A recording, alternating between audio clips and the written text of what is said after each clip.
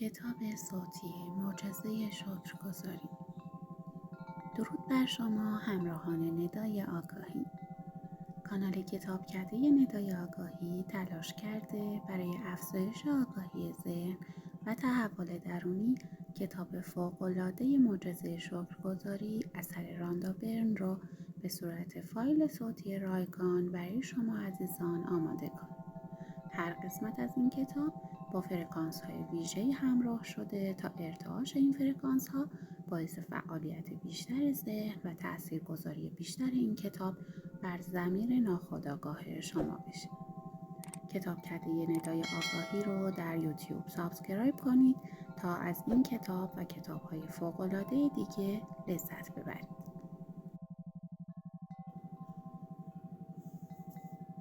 کتاب معجزه شکرگزاری نوشته راندا برن، قسمت 6، روز 9. پولربا.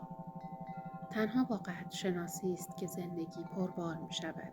گفته دیتریش بونهوفر 1906 تا 1945، کشیش آیین لوتر. قدر شناسی گنج و شکوه و شکایت کردن ننگ و فقر است. این قانون طلایی برای همه دوران زندگیتان است، چه درباره سلامتی، شغل، ارتباطها یا پولتان. حتی اگر پول زیادی ندارید، هر قدر که برای داشته‌هاتان سپاسگزار باشید، پول بیشتری به شما خواهد رسید. هر چقدر شما بیشتر درباره پول شکایت کنید، فقیرتر و تنگ دست‌تر می‌شوید. تمرین امروز بر آن است که یکی از اصلی ترین علل شکایت مردم نسبت به پول را به یک عامل برای قدرشناسی بدل سازد تا قدرت آن را برای تغییر وضعیت مالیتان دوچندان کند. شما شکایت را که فقیرترتان می کند با قدرشناسی عوض خواهید کرد که شما را به نیروی مثبت سپاسگزاری به فردی ثروتمند تبدیل می کند. بسیاری از کسان میپندارند که درباره پول گله نمی کنند، اما اگر در زندگی خود کمبود پول را احساس کنند، بدون درک آن دست به شکایت و گله میزنند. شکایت در ذهن یا زبان افراد صورت میگیرد و خیلی کسان خود از بسیاری از افکاری که در سر دارند آگاه نیستند. شکایت کردن افکار نومید کننده یا به کار بردن واژه‌های منفی اشک‌آلود و یا نگران کننده درباره پول تنگ دستی می آفریند و البته بزرگترین شکایت ها زمانی صورت می گیرد که باید پولی پرداخت شود. نداشتن پول کافی برای پرداخت صورت حساب یکی از بدترین وقایع است که می تواند رخ دهد. مانند آن است که جریان بیشتری از صورت حساب ها نسبت به پول شما وجود دارد. هنگامی که درباره صورت حساب‌های خود گلایه می‌کنید، در حقیقت شما نسبت به پول می‌نالید و این باعث تنگ دستی‌تان می‌شود. اگر پول لازم را ندارید، آخرین کاری که می‌توانید انجام دهید آن است که نسبت به صورت حساب‌هاتان احساس قدرشناسی کنید و این در واقع همان کاری است که باید انجام دهید تا پول بیشتری در زندگی به دست آورید. برای داشتن زندگی مرفه و برای هر چه که به پول مربوط است احساس قدرشناسی داشته باشید و قرولند کردن درباره صورت حساب‌ها نشانه قدرشناس بودن نیست. شما باید به گونه‌ای دقیق برعکس عمل کنید و در ازای سرویس‌ها و کالاهایی که در مقابل صورت حساب‌های خود دریافت کرده اید شکرگزار باشید. این یک کار بسیار ساده است که می توانید در زندگی خود انجام دهید و تأثیری اساسی در زندگیتان دارد. به عبارتی شما به پول ربا تبدیل می شوید. برای آنکه نسبت به یک صورت حساب قدرشناس باشید، باید به درآمد خود از محصولات و سرویس‌هایی بیاندیشید که دریافت کرده اید. اگر به پرداخت اجاره منزل یا رهن مربوط می شود، برای داشتن خانه سپاسگزار باشید و اینکه در خانه زندگی می کنید. اگر شما مجبور بودید که تمام پولتان را ذخیره کنید و پول منزل را یکجا بپردازید، چه اتفاقی رخ می‌داد؟ آن وقت اگر چیزی به نام رهن یا اجاره مسکن وجود نداشت، چه اتفاقی می‌افتاد؟ آنگاه بسیاری از ما در خیابان‌ها زندگی می‌کردیم. بنابراین باید نسبت به مؤسسه کرایه مسکن یا صاحب خانه‌تان شکرگزار باشید، چرا که آنها منزل یا آپارتمانی را برای شما فراهم کردند که می‌توانید در آن زندگی کنید. اگر شما در برابر مصرف برق و گاز صورت حسابی دریافت می‌کنید، به گرمی و خنکی مطبوعی که برایتان فراهم شده، دوش آب گرم و هر رفاه و آسایش دیگری بیاندیشید که در اثر این سرویس برای شما فراهم آمده است. اگر صورت حساب هزینه‌های تلفن و اینترنت به دستتان می‌رسد، به این فکر کنید که زندگیتان بدون تلفن و اینترنت چقدر سخت می‌شد و شما برای هر کاری لازم بود شخصاً سفر کنید تا به آنجا برسید. به این بیاندیشید که تاکنون چند بار به دوستان و اقوامتان تلفن کرده اید یا ایمیل فرستاده اید یا پیامی از سوی آنها به دستتان رسیده است یا به واسطه سرویس اینترنت به اطلاعات موجود در حافظه آن دسترسی پیدا کرده اید. تمام این سرویس های استثنایی با یک اشاره انگشت شما قابل استفاده و دسترسی است. بنابراین نسبت به آنها قدرشناس باشید و به دلیل اعتماد شرکت سرویس مخابرات به شما که بیش از پرداختن پولی سرویس در اختیارتان قرار داده است شکرگزار باشید. از وقتی که من به نیروی پدیده قدرشناسی پی بردم، روی صورت حساب‌هایی که پرداخت می‌کنم می‌نویسم سپاسگزارم، پرداخت شد. و به این ترتیب حتی یک صورت حساب پرداخت نشده نیز ندارم.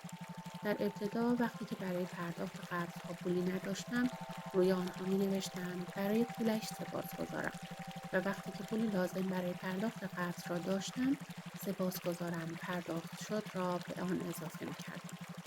قرار است امروز شما همین کار را انجام دهید. هر صورت حساب نپرداخته ای را که دارید بردارید و با نوشتن بابت پولش سپاسگزارم و برای پولی که بابت این صورت حسابها پرداخت خواهید کرد احساس قدرشناسی کنید. چه پول داشته باشید چه نداشته باشید، اگر صورت حساب را به صورت اینترنتی دریافت می‌کنید، آن را به صندوق ورودی ایمیل خودتان ببرید و در عنوان ایمیل بنویسید برای پولش سپاسگزارم.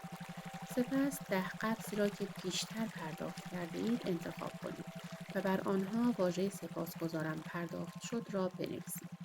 همانطور که روی صورت حساب ها می نویسید تا آنجا که می توانید احساس قدرشناسی داشته باشید. هرچه نسبت به تواناییتان برای پرداخت این قبض ها قدرشناس تر باشید، پول بیشتری را به سمت خود جذب خواهید کرد. از امروز به بعد این را به عادت خود تبدیل کنید تا هر موقعی که قبضی را میپردازید به خدماتی بیاندیشید که در مقابل این صورت حساب دریافت کرده اید و بر روی آن کلمات سپاسگزارم پرداخت شد را بنویسید و اگر که پول لازم را برای پرداخت هزینه‌هاتان ندارید، قدرت قدرشناسی را با نوشتن برای پولش سپاسگزارم به کار اندازید و به این گونه اظهار کنید که انگار پول لازم را دارید. قدرشناسی نسبت به پولی که پرداخته اید تضمینی بر آن است که شما پول بیشتری دریافت خواهید کرد. قدرشناسی مانند یک ریسمان مغناطیسی است که به پول شما متصل است و پول همیشه به شما باز خواهد گشت. گاهی برابر، گاهی 10 برابر یا 100 برابر. میزان پول بازگشتی به شما به پول پرداختیتان بستگی ندارد، بلکه به میزان شکرگزاریتان مربوط است. تمرین شماره 9. پول ربا. 1. موهبت‌های خود را بشمارید. لیستی از 10 موهبت خود تهیه کنید و بنویسید که چرا از داشتن آنها سپاسگزارید. لیست خود را از نو بخوانید و در پایان هر مورد کلمه سپاسگزارم را 3 بار بگویید و تا آنجا که می توانید برای موهبت‌هایی که دارید قدرشناس باشید. 2. هر قبض نپرداخته ای را که دارید بردارید و از قدرت شکرگزاری استفاده کنید و روی آن بنویسید برای پولش سپاسگزارم و صرف نظر از اینکه پول آن را داشته یا نداشته باشید، تا آنجا که می توانید برای پول پرداخت این قبض احساس شکرگزاری داشته باشید. 3. 10 صورت حسابی را بردارید که پیشتر پرداخت کرده اید و روی آنها واژه سپاسگزارم پرداخت شد را بنویسید و برای آنکه پول پرداخت این قبوز را دارید قدرشناس باشید. 4. پیش از آنکه بخوابید افکارتان را متمرکز کنید و کلمه سپاسگزارم را برای بهترین اتفاقی که در طول روز برای شما رخ داده بر زبان بیاورید. روز 10. انرژی مثبت همچون گرد و غبار همه را فرا می‌گیرد. هیچ وظیفه‌ای واجب‌تر از بازگرداندن سپاسگزاری وجود ندارد. گفته سنت آمبروز 340 تا 397. کارشناس الهیات و اسقف کاتولیک. آموزه‌های روحانی باستانی می‌گویند که هر آنچه که ما از صمیم قلب به دیگران می‌دهیم 100 برابر به خودمان باز می‌گردد. بنابراین قدرشناسی و تشکر زبانی از دیگران و گفتن سپاسگزارم بابت آنچه که از آنها دریافت می‌دارید برای بهبود شرایط زندگی شما لازم است. قدرشناسی یک انرژی قدرتمند است. بنابراین نیروی قدرشناسی را می‌توانید به سوی هر کسی گسیل دارید. اگر انرژی قدرشناسی را به مانند خاک نورانی تصور کنید، وقتی که در برابر دریافت چیزی از دیگران از آنها تشکر می کنید، به آن می ماند که گرد و غبار انرژی را بر آنها می افشانید. انرژی مثبت و قدرتمند بر هر کسی که شما آن را به سویش می فرستید تأثیر می گذارد و او را غنی می کند. بسیاری از ما در طول روز از طریق تلفن یا ایمیل یا رو در رو یا در محل کار، رستوران، آسانسور، اتوبوس یا مترو با افراد بسیاری ارتباط داریم و در بسیاری از حالات این افراد لیاقت قدرشناسی ما را دارند، چرا که چیزی از آنها دریافت می‌کنیم. به افرادی بیاندیشید که در طول روز با آنها رویارو می‌شوید که برای شما خدمات مختلفی را فراهم می‌آورند، مانند کسانی که در مغازه‌ها یا رستوران‌ها کار می‌کنند یا رانندگان اتوبوس و تاکسی، نظافتچی‌ها یا خدمه محل کارتان. این افراد کار می‌کنند تا خدمتی به شما ارائه دهند و شما خدمت آنها را دریافت می‌کنید. اگر در مقابل خدمتشان تشکر زبانی نکنید، آنگاه شما قدرشناس نبوده‌اید و خوبی‌ها را از خود دور ساخته‌اید. به کارگرانی فکر کنید که سیستم حمل و نقل ما را ایمن نگاه می‌دارند یا کسانی که استفاده از خدماتی همچون گاز، برق و آب را برای ما میسر می‌کنند. به نظافتچی‌هایی فکر کنید که خیابان‌های ما و نظافتگاه‌های همگانی، قطارها، اتوبوس‌ها، هواپیماها، بیمارستان‌ها، رستوران‌ها، سوپرمارکت‌ها و اداره‌ها را تمیز می‌کنند. شما نمی‌توانید شخصاً به تمامی آنها خسته نباشید بگویید، ولی می‌توانید مرتبه بعد که از کنارشان عبور می‌کنید با تشکر زبانی گرد و غبار انرژی مثبت را بر آنها بنشانید. یا می‌توانید دفعه بعد که پشت میز تمیزتان نشستید یا از خیابان‌های تمیز گذر کردید، از صمیم قلب نسبت به آنها شکرگزاری کنید. هنگامی که توی یک کافه یا رستوران هستید، گرد و غبار مثبت را با تشکر زبانی از تمام کسانی که به شما خدمت ارائه می‌دهند بر آنها بیفشانید. از کسی که میزتان را تمیز می‌کند یا لیست غذا را برای شما می‌آورد و یا لیوانتان را با آب پر می‌کند و یا غذایی را که سفارش داده‌اید برایتان سرو می‌کند یا صورت حسابتان را می‌دهد تشکر کنید. اگر در خروجی فروشگاه یا سوپرمارکت هستید، گرد و غبار مثبت را در کلیه مراحل خرید بر کسانی که به شما خدمت ارائه می‌دهند با تشکر زبانی بیفشانید.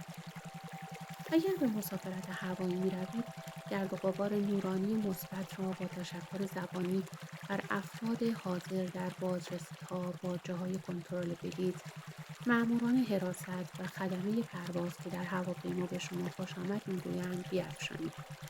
هر بار که میهمانداران هواپیما در طول پرواز به شما سرویسی می‌دهند، از آنها قدردانی کنید. آوردن خوراکی و نوشیدنی و برداشتن بشقاب و پسمانده غذایی از جمله خدماتی است که به شما ارائه می‌شود. شرکت هوایی و خلبان و کارکنان پرواز از شما به خاطر پرواز کردن با آنها تشکر می‌کنند. پس شما هم متقابلاً در هنگام ترک هواپیما از آنها تشکر کنید و این کار را هر بار استفاده از خدمات شرکت هوایی انجام دهید، چرا که پرواز کردن شما یک معجزه است. نسبت به تمام کسانی که در کنارتان به شما کمک می‌کنند قدرشناس باشید. خواه کارمندان دفتری باشند یا منشی‌ها یا کارکنان غذاخوری محل کار یا نظافتچی‌ها یا همکارتان. گرد و غبار با استفاده از تشکر زبانی بر آنها اثر خواهد کرد. تمامی این افراد خدمتی را به شما ارائه می‌کنند و شایسته قدرشناسی شما هستند. به گارسون‌های رستوران‌ها فکر کنید که هر روز به سختی برای ارائه خدمت به مردم زحمت می‌کشند. آنها این کار را انتخاب کردند تا از این راه به عموم مردم خدمت کنند. خدمت به همگان یعنی رویارویی با افراد مختلف با حالات و احوال متفاوت که افراد قدر ناشناس را نیز در بر می‌گیرد. مرتبه بعدی که کسی خدمتی برایتان انجام داد، به یاد بیاورید آن شخص در حال ارائه خدمت عزیز دل والدین و خواهر و برادرش است و یا پدر و مادر یک خانواده یا دوست مورد علاقه و قابل اعتماد کسانی است و به این خاطر شایسته قدرشناسی و احترام است. گاهی اوقات با فردی روبرو می‌شوید که خدمتی را که می‌پندارید شایسته‌تان است به شما نمی‌دهد یا توجه کافی به شما نشان نمی‌دهد. در این حالت قدرشناسی مسئله‌ای سخت‌تر است، ولی قدرشناسی شما نمی‌تواند به رفتار دیگران بستگی داشته باشد. قدرشناسی را برگزینید. مهم نیست که چگونه. انرژی مثبت را در زندگیتان انتخاب کنید. مهم نیست چگونه. این مسئله به شما کمک می‌کند تا به یاد آورید که شاید آن فرد در لحظه رویارویی با شما درگیر مشکلی باشد. شاید حال خوشی نداشته باشد. شاید به تازگی عزیزی را از دست داده. شاید در همین چند روز متارکه کرده و اسیر ناامیدی شده. یا در مرحله حساسی از زندگی باشد. قدرشناسی و مهربانی شما شاید خوشایندترین چیزی باشد که در زندگیتان اتفاق می‌افتد. مهربان باشید، چون تمام کسانی که می‌شناسید همگی درگیر جنگی سخت هستند. اگر شما از کسی برای کمکش تلفنی سپاسگزاری کنید، واژه سپاسگزارم را سرسری بر زبان نیاورید و علت قدرشناسیتان را بیان کنید. برای مثال، از کمکت سپاسگزارم. سپاسگزارم که راحت را به خاطر من دور کردی. سپاسگزارم که وقتت را به من دادی. خیلی از تو سپاسگزارم که مشکلم را حل کردی. در این صورت شما از پاسخی که دریافت می‌کنید شگفت زده خواهید شد، چرا که آنها خلوص نیتتان را درک خواهند کرد. هنگامی که از کسی تشکر می‌کنید به چهرهش بنگرید. آنگاه متوجه قدرشناسی شما نمی‌شوند و انرژی سپاسگزاریتان بر آنها تأثیر نمی‌کند مگر آنکه به چهرهشان نگاه کنید. اگر سپاسگزارم را در هوا بگویید، موقعیتی را که برای کمک به دیگران از دست داده اید، یا اگر واژه سپاسگزارم را در حالی بر زبان بیاورید که به زمین نگاه می‌کنید، در این حالت شما در قدرشناسیتان رو راست نبوده اید. 2 سال پیش من توی یک مغازه بودم و می‌خواستم برای خواهرم هدیه‌ای بخرم. مغازه‌دار به گونه‌ای به حرف من گوش داد و مرا در انتخاب هدیه‌ای مناسب یاری کرد که انگار می‌خواست برای خواهر خودش هدیه انتخاب کند. همین که فروشنده هدیه‌ای به شکل بسیار زیبا بسته‌بندی شده را به من داد، تلفن همراهم زنگ خورد. در تماسم کم و بیش داشت تمام می‌شد که با در خروجی فروشگاه رسیدم و احساس بدی وجودم را فرا گرفت. به سرعت به سوی فروشنده‌ای که مرا یاری کرده بود برگشتم و نه تنها از او صمیمانه تشکر کردم، بلکه علت تشکرم را نیز گفتم و یادآور شدم که چقدر مرا در امر تهیه هدیه یاری داده است. من او را با انرژی مثبت شستشو دادم. چشمانش پر از اشک شد و بزرگترین لبخندی که تاکنون دیدم بر صورتش نقش بست. هر کنشی واکنشی در بر دارد. اگر وقتی تشکر می‌کنید به راستی همین احساس را داشته باشید، طرف مقابل این را درک خواهد کرد و احساس شما نه تنها احساس خوبی به فرد مقابل می‌دهد، بلکه قدرشناسیتان شما را سرشار از شعف می‌کند. آن روز من با شادی وصف‌ناپذیری از مغازه بیرون آمدم. من از انرژی مثبت فقط برای کسانی که خدمتی در حقم انجام می‌دهند استفاده نمی‌کنم، بلکه در تمام موقعیت‌ها از آن سود می‌برم. وقتی با دخترم خداحافظی می‌کنم و او به سوی منزلش می‌رود، برای سالم رسیدنش به منزل به شدت شکرگزاری می‌کنم و انگشتانم را به گونه‌ای در هوا تکان می‌دهم که انگار غبار انرژی را بر او و اتومبیلش می‌افشانم. گاهی اوقات پیش از آن که پروژه جدید را شروع کنم، غبار انرژی را به کامپیوترم می‌افشانم و یا وقتی که برای خرید به مغازه می‌روم، غبار انرژی مثبت را بر جلوی مسیرم می‌افشانم تا آنچه را که لازم دارم در مغازه بیابم. دخترم هم در هنگام رانندگی از غبار انرژی استفاده می کند و حتی وقتی در مسیرش راننده مضطربی را می بیند که با سرعت رانندگی می کند، غبار انرژی مثبت را بر او می افشاند تا او نیز صحیح و سالم به مقصد برسد. امروز غبار قدرشناسی را با خود داشته باشید و آن را با گفتن سپاسگزارم بر تمام ارائه دهندگان خدمت به شما بیفشانید. دست کم امروز از 10 نفر که خدمتی برایتان انجام می‌دهند تشکر کنید. مهم نیست اگر فرصت نمی‌یابید که شخصاً این کار را انجام دهید، در ذهن خود نسبت به کسی که سرویسی برای شما فراهم آورده سپاسگزار باشید. غبار انرژی مثبت باز هم به آنها می‌رسد. برای مثال در ذهنتان به خود بگویید از آن نظافتچی که در ساعت اولیه صبح کار می‌کند تا خیابان‌ها عاری از زباله باشد تشکر می‌کنم. هیچگاه قدر زحمات این شخص را که هر روز مانند ساعت برای من کار انجام داده ندانستم. از او سپاسگزارم. مطمئن شوید حساب افرادی را که خدمتی به شما ارائه می‌دهند نگاه می‌دارید و در این روز حتما از 10 نفر تشکر می‌کنید و غبار انرژی مثبت را بر آنها می‌افشانید. اگر هنگامی که از آنها تشکر می‌کنید انرژی افشانده شده را به صورت غبار در نظر بگیرید که بر روی افراد ریخته می‌شود، آنگاه شما تصویری نامرئی از آن چیزی در اختیار خواهید داشت که نیروی قدرشناسی نام دارد. این تصویر ذهنی به شما کمک خواهد کرد تا باور کنید که غبار مثبت شکرگزاری به راستی به افراد می‌رسد و در بهتر شدن شرایط زندگیشان به آنها کمک می‌کند. هر بار که شما غبار انرژی را بر افراد می‌افشانید، در زندگی شما نیز تأثیرات متقابل خواهد داشت. اگر امروز در خانه هستید، یک قلم و کاغذ بردارید یا با استفاده از کامپیوترتان به خاطرتان برگردید و رویدادهایی را به یاد آورید که کسانی به خاطر شما از چارچوب کار و زندگی خود بیرون آمده و به شما خدمتی کردند. ممکن است این آدم شخصی پشت تلفن باشد یا یک فروشنده که عزم انجام کاری را برای شما داشته است. شاید خدمتی ویژه از پستچی یا نظافتچی یا شرکت‌های بازیافت یا فروشنده فروشگاه محلتان باشد. لیستی از 10 موردی را که هر کسی به شما کمک ویژه کرده تهیه کنید و با استفاده از کلمه سپاسگزارم غبار انرژی مثبت را بر همه آنها بیفشانید. یادآوری: امروز تمرین فردا را بخوانید، چرا که تمرین روز 11 از زمانی آغاز می شود که از خواب بیدار می شوید. تمرین شماره 10: انرژی مثبت همچون گرد و غبار همه را فرا می گیرد. 1.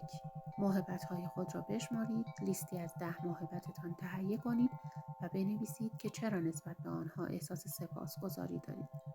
لیست خود را از نو بخوانید و در پایان هر مورد کلمه سپاسگزارم را 3 بار بگویید و تا آنجا که می توانید برای موهبت‌هایی که دارید قدرشناس باشید. 2. امروز با تشکر مستقیم یا تشکر ذهنی از 10 نفری که به شما خدمتی ارائه کردند و شما از آن سود برده‌اید، غبار انرژی مثبت را بر آنها بیفشانید. از آنها برای سرویسی که به شما داده‌اند با صمیمیت تمام قدرشناسی کنید. 3. پیش از آنکه بخوابید افکارتان را متمرکز کنید و کلمه سپاسگزارم را به خاطر بهترین اتفاقی که در روز برای شما رخ داده بر زبان آورید. 4. امروز تمرین فردا را بخوانید، چرا که تمرین روز 11 زمانی شروع می شود که شما از خواب برمیخیزید.